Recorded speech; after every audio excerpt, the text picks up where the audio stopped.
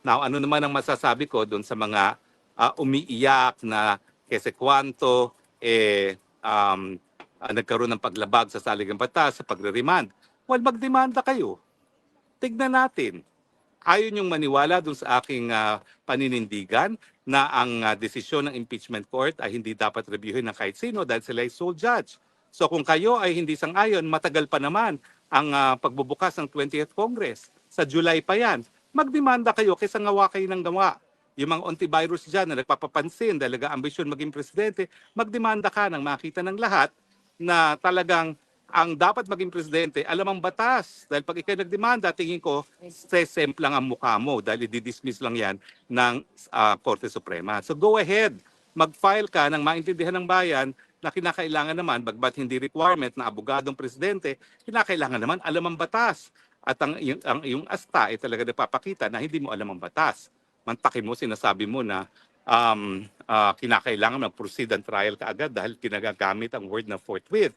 Hindi mo naman maintindihan na ang forthwith naman, nakasalalay yan kung kailan naman sinumite ng Kamara de Representante yung kanilang impeachment complaint sa Senado. Kung wala na talagang oras at patapos na ang Kongreso, paano naman sila magpapatuloy? Wala nang oras. At yun nga po bagamat may desisyon ang sinabi na ang Senate ay isang continuing body dahil 12 senador ay palaging nakaupo dyan every 3 years, ang katunayan, yung 12 yon inutil kapag hindi pa nanunumpa yung pangalawang 12. Bakit? Kasi wala silang quorum to conduct official business. Hindi gaya sa Amerika na at all times ang Senado ay merong quorum. More than half ang mga nakaupo.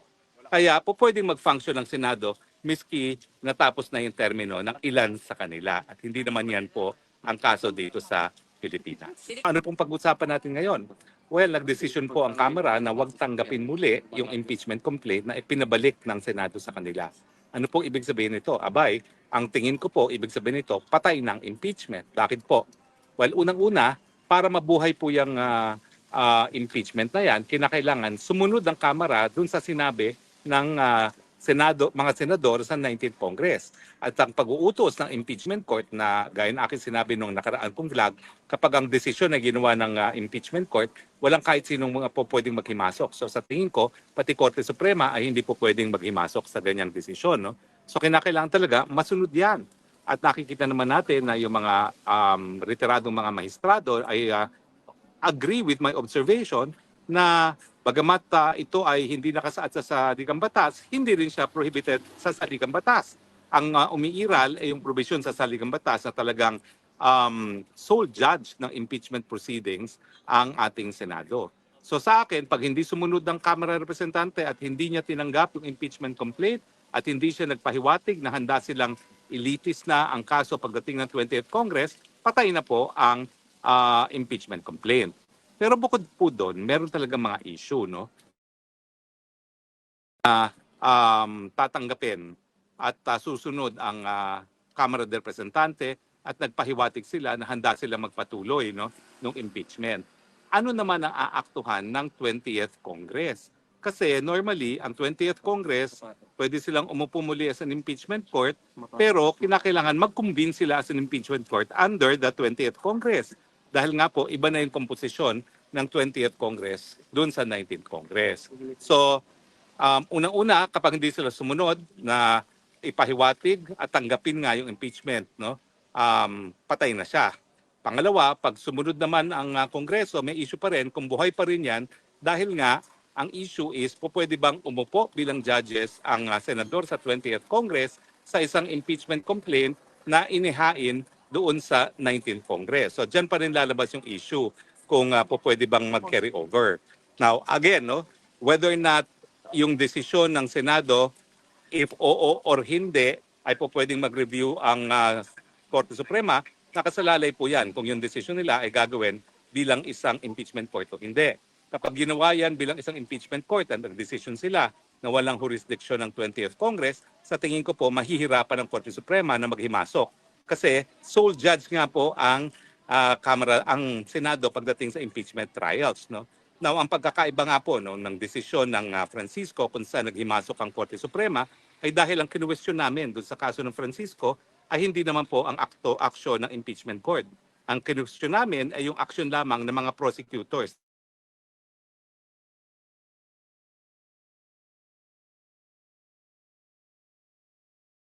Ang naghain ng sorry po, may tumatawag eh. Sana wag nang tumawag uli no dahil pinatayan ko na siya. Nawala tuloy trend of thought ko. Ano nga ba yung sinasabi ko? Ayan, nawala. So, yung sa Francisco, ang kinwestiyon namin ay desisyon ng Kamara na maghain ng pangalawang impeachment complaint matapos sa loob ng isang taon lamang. No? At sinasabi nga ng Korte Suprema na that is barred kasi pinagbabawal ang multiple filing of impeachment complaints within 1 year. Now, so una, kapag hindi sumunod ng Kamara de Representante sa sinabi ng 19th Congress na Senado, patay siya. Pag sumunod sila, may issue pa rin. O pwede bang aktuhan ng 20th Congress ang isang impeachment complaint na hinain ng 19th Congress? So, yan po talaga yung issue na dapat ma-review. Pero nga, yun nga kapag ang impeachment court ay nag-decide na wala silang jurisdiction o meron mang silang jurisdiction, hindi po pwedeng ma-question na po yan dahil sole judge sila. Pero kapag ang Senado ay nagdesisyon bilang isang Senado, kung dapat ba sila mag-convene pa as an impeachment court, kasi po pwede naman na yung decision to convene as an impeachment court will be voted upon by the Senate, then yung decision ng Senado po pwedeng reviewin dahil nga po dun sa provision sa saligang batas na lahat ng akto ng mga ahensya ng gobyerno ay po pwedeng mapawalang bisa kung ito ay labag or sumusobra sa jurisdiksyon ng ahensyang yan. Yung po malinaw po ako yung decision whether not to convert into an impeachment court sa 20th Congress, yun ang po pwedeng ma-review ng Korte Suprema. Pero pag sila ay nag-transform na as an impeachment court at hindi na napigilan ito ng Korte Suprema, sa tingin ko, hindi na po pwedeng maghimasok ang Korte Suprema. So, ang tingin ko po, by and large, yung hindi pagtanggap ng Kamara de Representante ay pabor kay Vice President. Kasi yung mga kondisyon na sinet ng Senado ay mga kondisyon para nga makapagpatuloy ang paglilitis. At kapag hindi sila sumunod, dedo na, no? Finito. Now, tingin ko ang intention din talaga ng mga senador, kaya sila binalik yan, para magkaroon ng pagkakataon ang ehekutibo, ang presidente na pag-isipan kung talagang gusto nilang ituloy itong laban nito. Ang mensahe po ay malinaw, no? Madudurog ang ehekutibo si Marcos Jr. kung itutuloy itong impeachment trial neto. Unang-una, 18 ang bumoto para ibalik ito sa Kamara de Representante. Malinaw na sinyales na sa 19th Congress, wala talagang numero ang Malacanang. Now, meron bang numero sa 20th Congress? Well, sa tingin ko nga, dahil ni isang PFP, wala namang napanalo ang administrasyon, lalong walang numero sa 20th Congress. At siyempre, alam mo naman, bukod sa pera at bukod sa kasikatan, alam naman ng mga senador ang pulso ng bayan. At tingin ko, malinaw na malinaw sa kanila na wala na talagang suporta ang impeachment. At kung sila magpapatuloy, parang mangyayari sa kanila ay nangyari sa 19th Congress sa ilalim ng Tambaluslos. Ito ay hindi pinaniniwalaan at hindi pinaka-approve na ahensya ng gobyerno. So, ang aking fearless forecast, gagawa rin ng paraan ng mga senador na wag na ituloy. At kasama yan sa kanilang katungkulan. Alam naman natin na itong impeachment ay isang political exercise, no? So, yung whether or not to continue with it, whether or not kung magpapatuloy ang trial na yan, ay decision din ng mga senador kasi sila ay policy makers. At kung sa tingin nila na masama ang patuloy na pagkakahati-ate sa pamamagitan ng impeachment trial na yan, dapat respetuhin natin yan. Dahil kaya nga ibinigay ang katungkulan para maging sole judge sa lahat ng impeachment complaints ang Senado ay dahil sila magdidesisyon hindi lang sang-ayon sa batas, kundi sang-ayon sa anong pinakamabuti sa interes ng taong bayan. Huwag natin kakalimutan yan. No? First and foremost, ang ating senador ay policy makers. So yung decision nila whether not to continue with the trial, ang tingin ko ay kasama sa kanilang katungkulan na itaguyod kung yung polisiya na sa tingin nila ay nakakabuti para sa bayan. Now, ano naman ang masasabi ko doon sa mga umiiyak na kasi kwanto, nagkaroon ng paglabag sa saligang batas, sa pagre-remand. Well, magdemanda kayo. Tignan natin. Ayaw niyong maniwala dun sa aking paninindigan na ang desisyon ng impeachment court ay hindi dapat reviewin ng kahit sino dahil sila ay sole judge. So kung kayo ay hindi sang-ayon, matagal pa naman ang pagbubukas ng 20th Congress. Sa July pa yan. Magdemanda kayo kaysa ngawa kayo ng gawa. yung mga antivirus dyan na nagpapapansin dahil ambisyon maging presidente, magdemanda ka nang makita ng lahat na talagang ang dapat maging presidente, alam ang batas. Dahil pag ikaw nagdemanda, tingin ko, sesempl lang ang mukha mo dahil i-dismiss lang yan ng Korte Suprema. So go ahead, mag-file ka ng maintindihan ng bayan na kinakailangan naman, bagbat hindi requirement na abogadong presidente, kinakailangan naman alam ang batas. At ang iyong asta ay talaga napapakita na hindi mo alam ang batas. Mantakin mo, sinasabi mo na kinakailangan mag-proceed ang trial kaagad dahil kinagagamit ang word na forthwith. Hindi mo naman maintindihan na ang forthwith naman, nakasalalay yan kung kailan naman sinumite ng Kamara de Representante yung kanilang impeachment complaint sa Senado. Kung wala na talagang oras at patapos na ang Kongreso, paano naman sila magpapatuloy? Wala nang oras. At yun nga po bagamat may desisyon ang sinabi na ang Senate ay isang continuing body dahil 12 senador ay palaging nakaupo dyan every 3 years, ang katunayan, yung 12 yon inutil kapag hindi pa nanunumpa yung pangalawang 12. Bakit?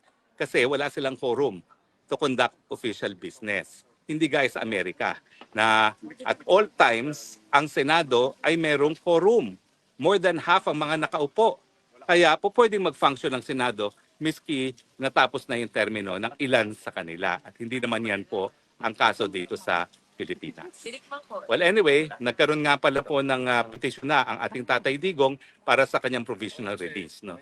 Hindi po binanggit yung bansa kung saan siya po pwedeng magkaroon ng provisional release, pero hindi po yan sa Pilipinas. Yan po sisiguraduhin ko kasi hindi na po tayo miyembro ng ICC. Pangalawa, yung mga grounds naman po ay malinaw. No? Hindi na po flight risk ang Tatay Digong. Dahil kung flight risk naman siya, anong gagawin niya? 80 years na yan. No? Pangalawa, wala naman siya sa posisyon na gumawa ng kahit anumang krimen. Aba, ang sabi nung isang Anteclair sa Malacanang, pag-amin daw yan. Hindi po, requirement lang yan ng Rome Statute mismo. Na sabihin na walang kakayahan ng gumawa ng kahit anong krimen ang isang humihingi ng provisional release habang siya ay nasa provisional release. At pangatlo, siyempre, kauna-unahang pagkakataon po na merong linilitis ang ICC na 80 anyos. At sa tingin ko, kung itong provisional release ay mapagbibigyan, ito ay sa dahilan na siya ay 80 anyos. Meron nga pala pong UN resolution na nagsasabi na mga 80 anyos ay hindi na dapat kinukulong. No?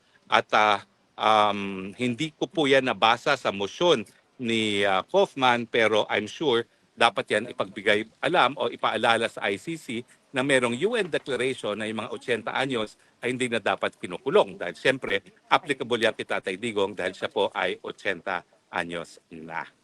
Okay? So bukas po yung mga taga-Europa, mga taga-Hague, tayo po ay magdidiwang ng Araw ng Kalayaan para kay Tatay Digong.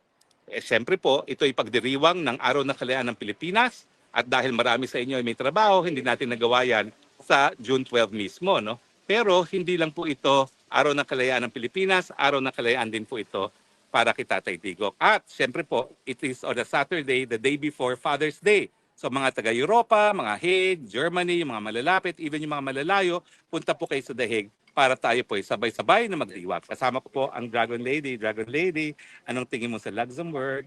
Beautiful. We're Beautiful. enjoying. See you. At susumbong kita, nakadalawang margarita na po ang Dragon Lady.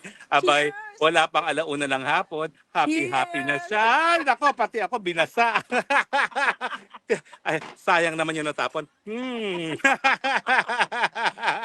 Wala, biro lang yun. Siyempre, mas masarap ang margarita na natikman na ni Dragon Lady. Yes. See you tomorrow. See you tomorrow. At talagang tayo po ay paglalaban ang kalayaan ni Tatay Digong. At the same time, bibigyan natin ng pagpupugay ang lahat ng ama, gaya ng ating ama ng bayan na si Tatay Digong. At siyempre, ang ating layunin, mapagkaisa ang lahat ng Pilipino, lalong-lalo na dito sa Hague, kung saan narito si Tatay Digong dahil kinakailangan ipagpatuloy ang pagkakaisa at ang ating sigaw ay Bring Him Home! Bring Him Home! Bring Him Home! Maraming salamat po sa inyong patuloy na pagtangkilik at ako po ay nabasa, mabuti naman dahil napakainit po dito, parang Pilipinas. Parang Pilipinas. Sa totoo lang, nadismaya ako kaya umupo muna ako dito sa lilim dahil napakainit, parang Pilipinas din. Iba pala sa Europa, no? Ayan, Kapag, ganyan, kasi